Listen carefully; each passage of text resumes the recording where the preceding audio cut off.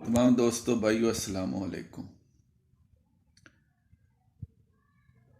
कल मैंने दो वीडियो सेंड किए हैं अपने चैनल पे, शिंगरफ मोम और सिमल फार।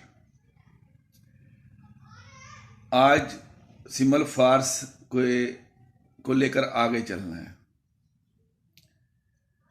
यानी सिमल फार मैंने बनवाया था उपुट कंडे के नमक में, याद आ जाए आपको, ठीक है। अब हमने तांबे पारे की गोली बनानी है। किसकी? तांबे पारे की। जिस तरह आपने सिमल फार को उपट कंडे के नमक में तैयार किया है, अब हमने तांबे को कुश्ता करना है। किसमें? जो पत्ती बूटी या लुगदा जमाल गोटा में। अब जमाल गोटा का लुगदा मिलना तो नामुमकिन है। चलो आप इसके बीज ले लें 5 तोला। बीज जमाल गोटा 5 तोला। और जो फटकड़ी है ना, सुरख फटकड़ी, वो 1 पाव ले लें।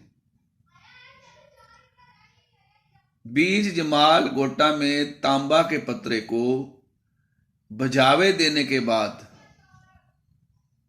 लीमू में के पानी में भुजावे दे लें। नमक और कलमी शोरे को पानी में डालकर उसमें भुजावे दे लें। जिस तरह आप मुनासिब समझें, किसी भी चीज में आप भुजावे दें तो उससे जो फिर उसको जो मैल है ना तांबे की, वो काफी हद तक खत्म हो जाती है, ठीक है ना। अब उसको या बुरादा कर लें, जैसे आपकी मर्जी। तो बारीक पतरा करना है, जितना पतरा आप बारीक कर सकते हैं। बीज जमाल गोटा के अंदर रखना है, 5 तोला बीज जमाल गोटा।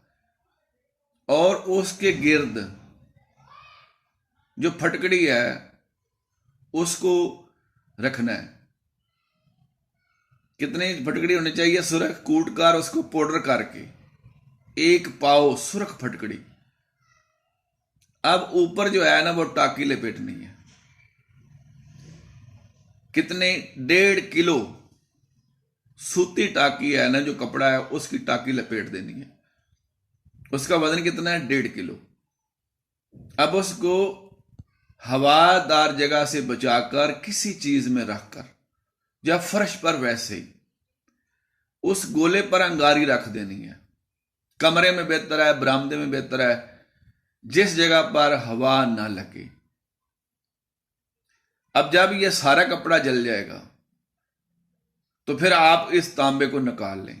अब यह तांबा आपका कुश्ता हो चुका है, ठीक है। यह तांबा ले लें। कितना? 1 तोला। और 1 तोला ही पारा ले लें।